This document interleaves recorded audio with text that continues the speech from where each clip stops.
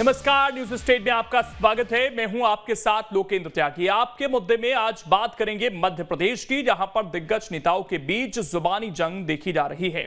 एक बार फिर से राजा और महाराजा के बीच तलवार खींची नजर आ रही है। दरअसल दिग्विजय सिंह और ज्योतिरादित्य सिंधिया एक दूसरे पर निशाना साधते हुए बड़े आरोप लगा रहे हैं और बाबा महाकाल से गुहार लगा रहे हैं। तो वहीं सिंधिया और दिग्विजय सिंह के मुद्दे पर सियासी पाराहाई है। आज चर्चा इसी मसले पर और कई अहम सवाल भी हैं। सवाल ये कि सिंधिया पर लगातार क्यों हमलावर हैं दिग्विजय सिंह, पुरानी लड़ाई चुनाव के समय क्यों याद आई, सियासी वार पलटवार में महाकाल का नाम क्यों लिया जा रहा, ये तमाम सवाल हैं जिन पर आज करेंगे चर्चा। कुछ खास मेहमान भी हमारे साथ जुड़ेंगे, लेकिन उससे पहले आज की रिपोर्ट आप देखिए।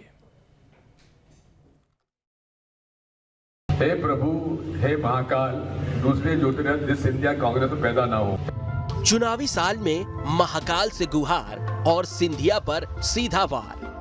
दिग्विजय सिंह के इस बयान के बाद से मध्य प्रदेश में सियासी पारा हाई हो गया है। राजा और महाराजा के बीच एक बार फिर तलवार खिंची हुई नजर आ रही है और बाबा महाकाल का नाम लेकर एक दूसरे पर जुबानी जंग तेज हो गई है। दरअसल उज्जैन में एक कार्यक्रम में पहुंचे दिग्विजय सिंह ने साल 2018 के चुनावों की बात करते हुए अपने पुराने साथी ज्योतिरादित्य सिंधिया पर सीधा निशाना साधा है। हे प्रभु, हे महाकाल, दूसरे ज्योतिरादित्य सिंधिया कांग्रेस में पैदा ना हो। हे प्रभु, हे महाकाल, दूसरे ज्योतिरादित्य सिंधिया कांग्रेस में पैदा ना हो। इतना ही नहीं, दिग्विजय सिंह ने केंद्रीय मंत्री ज्योतिरादित्य सिंधिया पर बड़े आरोप लगाए। भाजपा के विधायक खरीदो आंदोलन में गरीब, अनुसूचित जाति, जनजाति का विधायक नहीं बिका, ये नहीं बता दी। 25-50 करोड़ के ऑफर ठुकरा दिए और बिक गए बड़े बड़े राजा महाराजा लोग, जमींदार लोग। वहीं केंद्रीय मंत्री ज्योतिरादित्य सिंधिया ने भी पलटवार करते हुए दिग्विजय सिंह पर निशाना साधा और उन्होंने ट्वीट कर लिखा है, हे प्रभु महाकाल, कृपया दिग्विजय सिंह जैसे देश विरोधी और मध्य प्रदेश के बंटाधार भारत में पैदा ना हो। इतना ही नहीं, सिंधिया और दिग्विजय के बीच जारी तकरार को लेकर अब दिग्विजय सिंह बीजेपी के निशाने पर हैं। प्रदेश के मुखिया शिवराज सिंह चौहान ने कांग्रेस पर सिंधिया के अपमान के आरोप लगाए हैं। आखिर कांग्रेस में कितना अपमान सहते? चुनाव लड़ा सिंधिया जी के नाम पर और मुख्यमंत्री बना दिया बुजुर्ग कमलनाथ जी को। सरकार भी कमलनाथ जी ने पीछे से दिग्गी राजा चला रहे थे और कमलनाथ जी का अहंकार इतना बड़ा था कि जब सिंधिया जी ने कहा कि भाई ये काम करो नहीं तो हम सड़कों पे उतरेंगे, तो कहा उतर जाओ। ईगो ऐसा कि कहते मैं तो गाड़ी में बिठा के छोड़े आऊंगा दूसरी पार्टी में।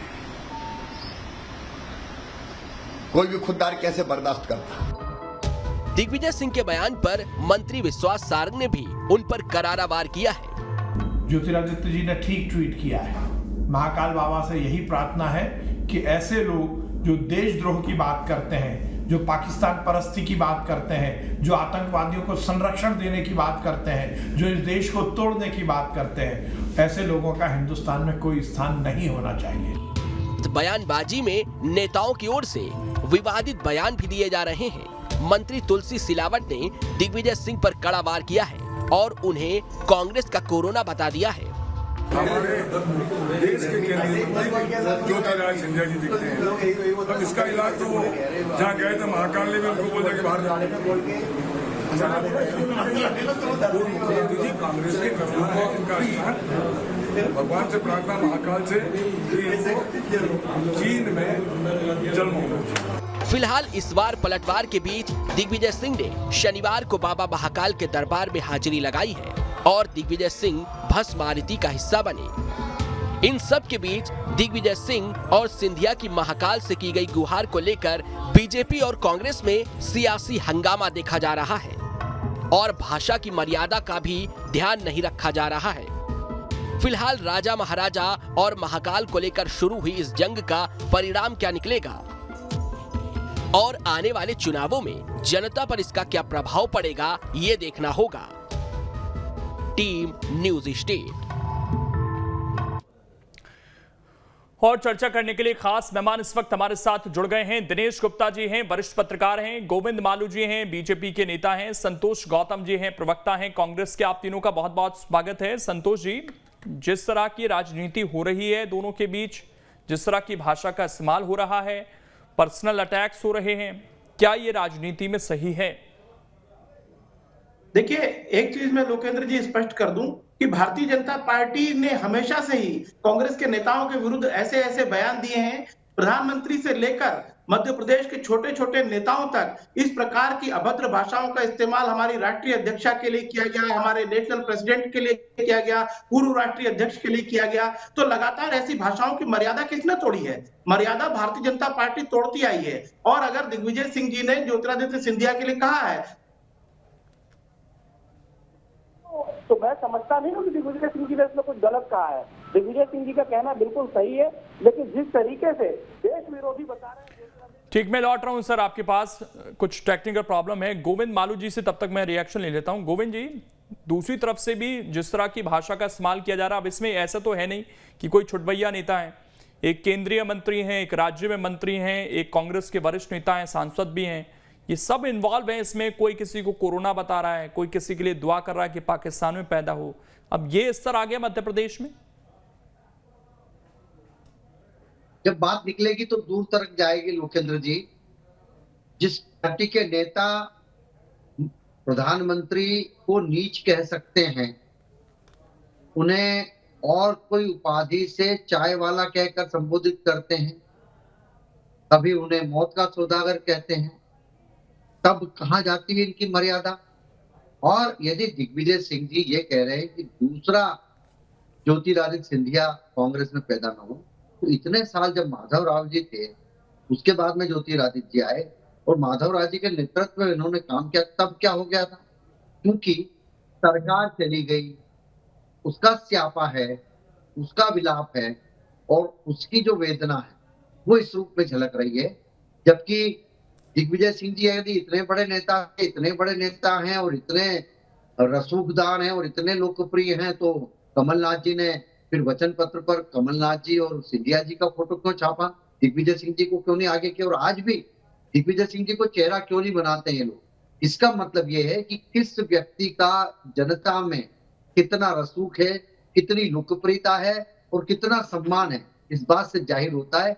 इसलिए दिग्विजय सिंह जी जो कह रहे हैं वो पहली बार नहीं कह रहे, वो कई बार ऐसी बातें कहते हैं, या तो चर्चा में बने रहने के लिए कहते हैं या मीडिया में बने रहने के लिए कहते हैं। पार्टी उनको पूछती नहीं, CWC में उनको रखती नहीं और कहीं भी उनको कोई सम्मान नहीं मिलता, इसलिए वो इस तरह की भाषा का उपयोग करते हैं और खिंचाहट में ये सब बातें कहते हैं। और यदि सिंधिया जी ने कहा कि भाई बंटाढार, हमने ही कहा था बंटाढार है, मध्य प्रदेश का वास्तव में बंटाढार किया और जनता ने हमारे बंटाढार शब्द पर मोहर लगाई, 173 सीटें दी।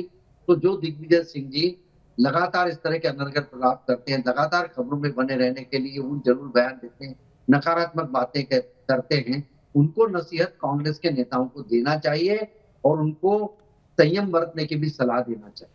दिनेश गुप्ता जी, ये जो लड़ाई दिख रही है फिलहाल दो दिग्गजों की, इसे आप किस तरीके से देखते हैं? लोकेंद्र जी, बड़ी स्वाभाविक सी प्रतिक्रिया है और स्वाभाविक सा जो है वाद प्रतिवाद। आप देखिए कि जो सरकार 2018 में बनी थी और 2020 में गिर जाएगी, तो उसकी पीड़ा किसी नहीं हो। कारण कुछ भी हो सकते, कोई भी उसके लिए जिम्मेदार हो सकता है, क्योंकि कांग्रेस का अपना नजरिया, भारतीय जनता पार्टी का अपना नजरिया है और वोटर अपने नजरिए से सोचता है। वोटर का जो सोचेगा वो हमें 2023 में समझ में आएगा कि वो किस तरह से सोचता है। लेकिन आप देखिए ना कि ज्योतिरादित्य सिंधिया और दिग्विजय सिंह जी के बीच का जो संवाद है वो तो बहुत ही, आप देखिए तो बहुत शिष्ट भाषा में है, लेकिन उसके बाद जो इस तरह के बयान आए कि कोरोना है और ये इस तरह की बीमारी है, जो लोग आज कांग्रेस में नहीं है, जिन्होंने कांग्रेस छोड़ दी, उन्हें तो वैसे भी कांग्रेस की चिंता ज्यादा नहीं करना चाहिए। उन्हें तो दुआ करना चाहिए कि यदि भारतीय जनता पार्टी की तरक्की चाहते हैं तो उन्हें कहना चाहिए कि हाँ, दिग्विजय सिंह जैसे नेता रहें और वो जो है इसी तरह से भारतीय जनता पार्टी के लिए लाभ का काम करते रहे।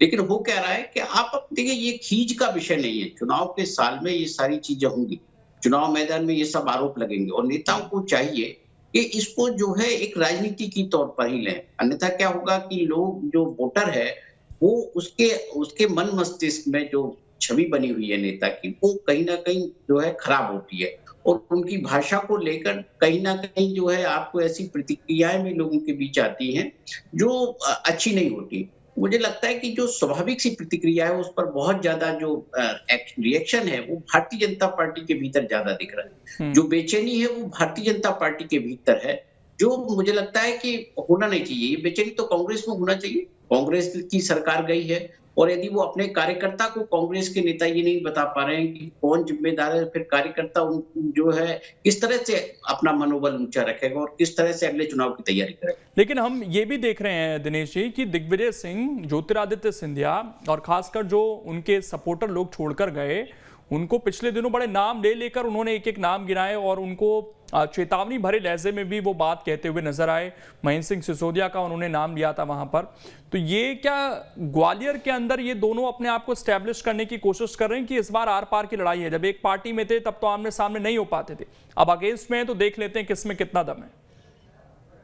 नहीं, देखिए जो है ग्वालियर की लड़ाई तो वो अब पार्टी की लड़ाई हो गई। अब आप इसे व्यक्तिगत लड़ाई के तौर पर ना देखिए, क्योंकि दोनों अलग अलग राजनीतिक दल हैं।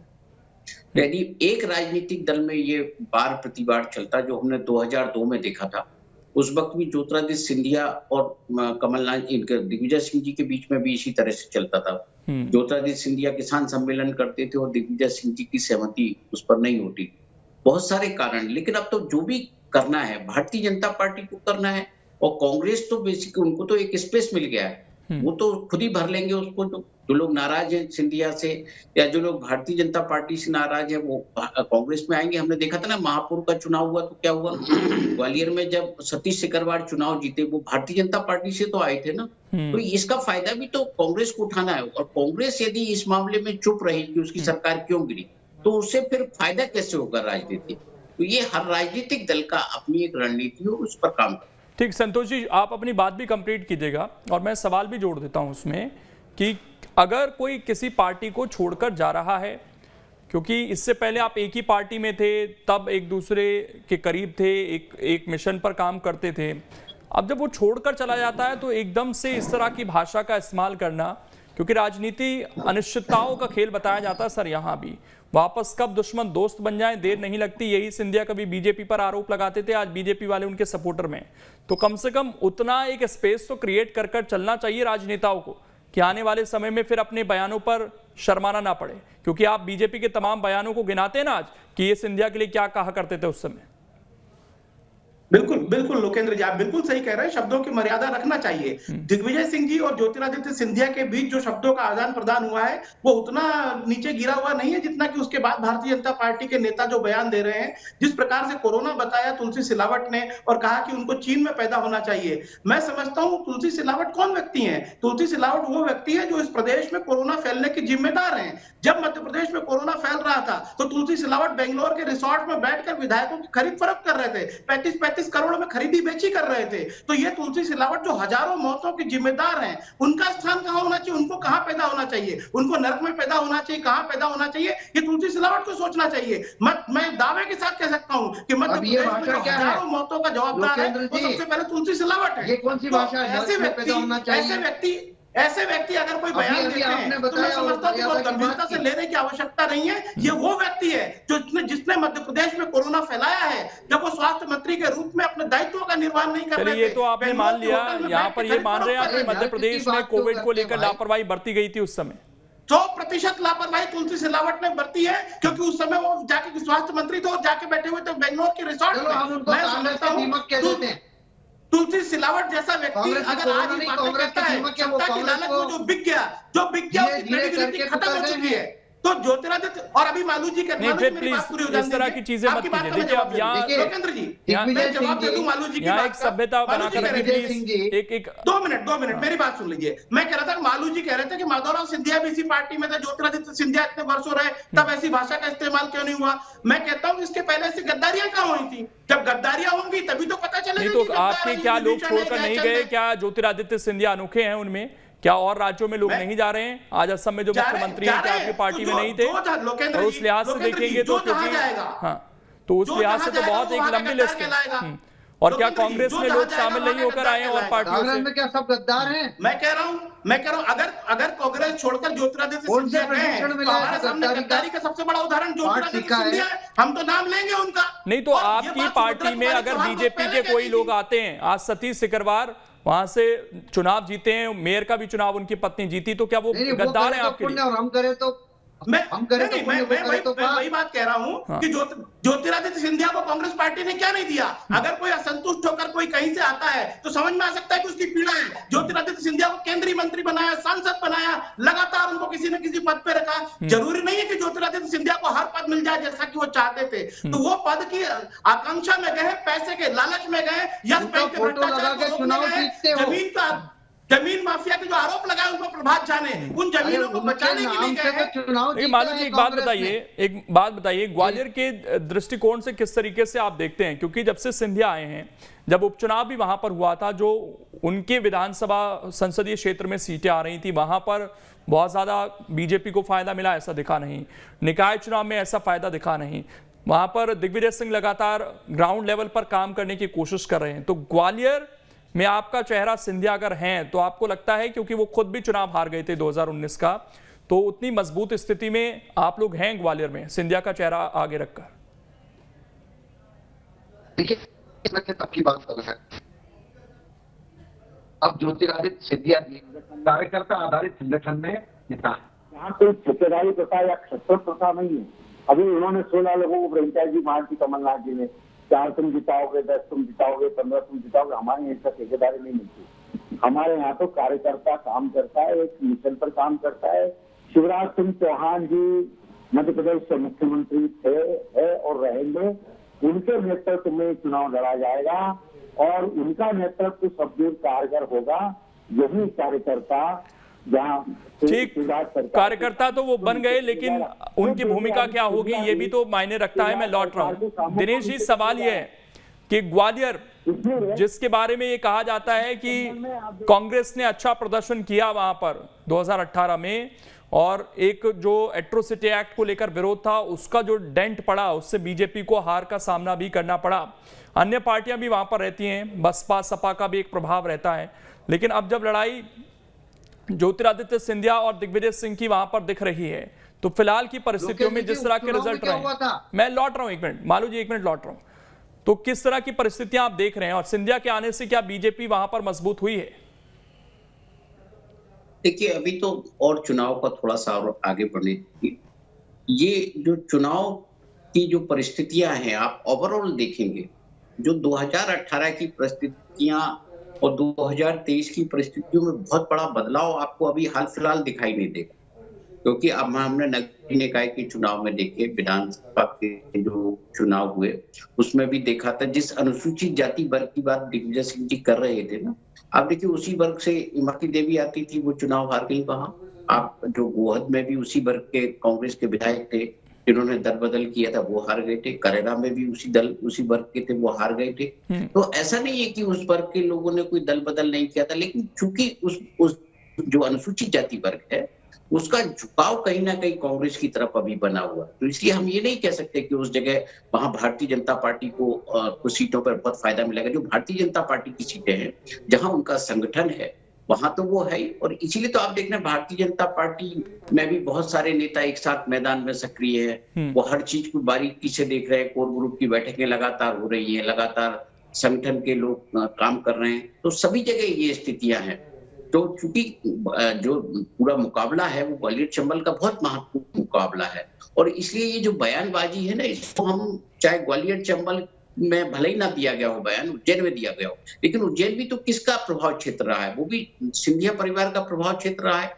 और एक बात मैं लोकेश जी यहाँ याद दिलाना चाहता हूँ, आप देखिए दिग्विजय सिंह जी आज वो भले कोई भी आरोप लगा रहे, जब लक्ष्मण सिंह जी भारतीय जनता पार्टी में गए थे तब क्या हुआ था?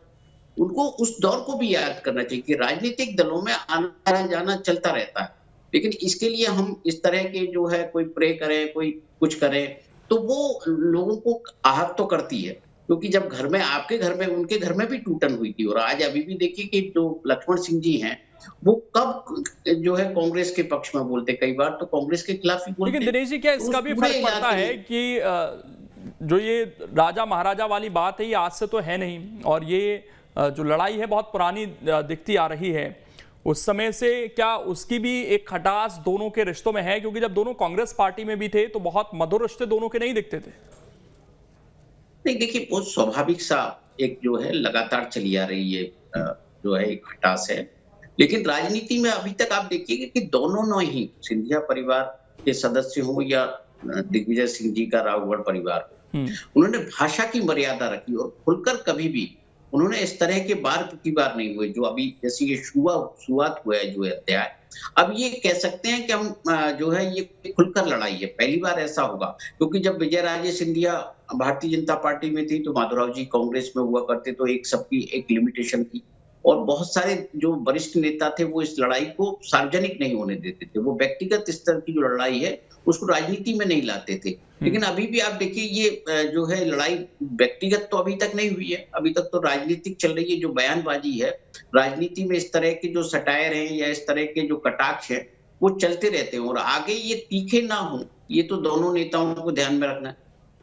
इसके अलावा संतोष जी, बाबा महाकाल का भी जिक्र किया जा रहा है दोनों तरफ से, तो ये इंटेंशनल है लोगों के सेंटिमेंट से जोड़ने के लिए अपने आप को, या ये भी वही भाव है जिससे आप बताने की कोशिश कर रहे हैं कि ठीक है इसी तरीके से चलेगी राजनीति, क्योंकि यहाँ बाबा महाकाल को भी इन्वॉल्व किया जा रहा है? लोकेंद्र जी, जब दिग्विजय सिंह जी ने कल ये बात कही तो मैं उस प्रेस कॉन्फ्रेंस में मौजूद था दिग्विजय सिंह के साथ। तो जब एक प्रश्न आया कि ऐसा तो नहीं होगा कि कांग्रेस में फिर से कोई टूटन हो जाएगी नई सरकार यदि आपकी बनती है, तो उन्होंने उस प्रश्न के जवाब में बड़े साधारण अंदाज में, चूंकि उज्जैन में बैठे थे, उन्होंने कहा कि हे भगवान, हे बाबा महाकाल, दूसरा कोई ज्योतिरादित्य सिंधिया यहाँ पैदा ना हो। उन्होंने उस अंदाज में पूछा, प्रश्न के जवाब में बोला। लेकिन ज्योतिरादित्य सिंधिया ने भी उसका जवाब दिया और उसके बाद जिस तरीके से भारतीय जनता पार्टी के लोगों ने निम्न स्तरीय भाषा का प्रयोग करना शुरू किया है, मैं समझता हूं ये भारतीय जनता पार्टी के संस्कारों की परिचायक है। प्रधानमंत्री अगर किसी को विदेशी विधवा कह सकते हैं और कांग्रेस की विधवा कह सकते हैं, 50 करोड़ की गर्लफ्रेंड कह सकते हैं, किसी की तुलना शूर्पणखा से कर सकते हैं, तो इस भारतीय जनता पार्टी से हम सौहार्द की और अच्छी भाषा की अपेक्षा तो रखते नहीं, ठीक है, लेकिन हम अपनी शालीनता का परिचय देंगे और हम इतना नहीं गिरेंगे जितना कि तुलसी सिलावट और अन्य लोग गिर रहे हैं। ठीक, मालू जी, एक आखिरी सवाल आपसे कि आप बेशक ये कह रहे हैं कि अब भारतीय जनता पार्टी के संगठन में हैं तमाम लोग और यहाँ ठेका प्रथा नहीं है, संगठन के स्तर पर काम होता है, लेकिन जब जब सिंधिया पर कोई बात कही जाती है तो जो उनके समर्थक आए हैं, एक स्वाभाविक बात है उनकी तरफ से जिस तरह के आक्रामक बयान आने शुरू हो जाते हैं, क्या वो पार्टी लाइन के होते हैं या वो केवल सिंधिया उनके क्योंकि समर्थक हैं वो उस लाइन पर ज्यादा बयान होते हैं? देखिए, मुख्यमंत्री जी से लेकर मुझ तक सभी लोगों ने उस पर रिएक्ट किया है। मैंने तो उन्होंने कोरोना कहा, मैं कह रहा हूँ कि कांग्रेस के नेता ही मानते हैं कि दिग्विजय सिंह कांग्रेस के दीमक है, उसका क्या करेंगे आप? राहुल गांधी को मानते हैं कि वो समाज नेता कहते हैं, उसका क्या करेंगे आप? देखिए, जो सही बात है वो ये है कि उनकी क्या, उनके बारे में क्या परसेप्शन बना है, उनके बारे में क्या सोच रहा है और वो किस ढंग से उनके भरते हुए काम कर रहे हैं। ये कांग्रेस के नेता खुद ही उनके बारे में अब जाहिर बाहर आपके रिकॉर्ड पर नहीं बाहर कहते हैं, इसलिए ये उनकी विशेषता का उनका विशेषण जुड़ गया है।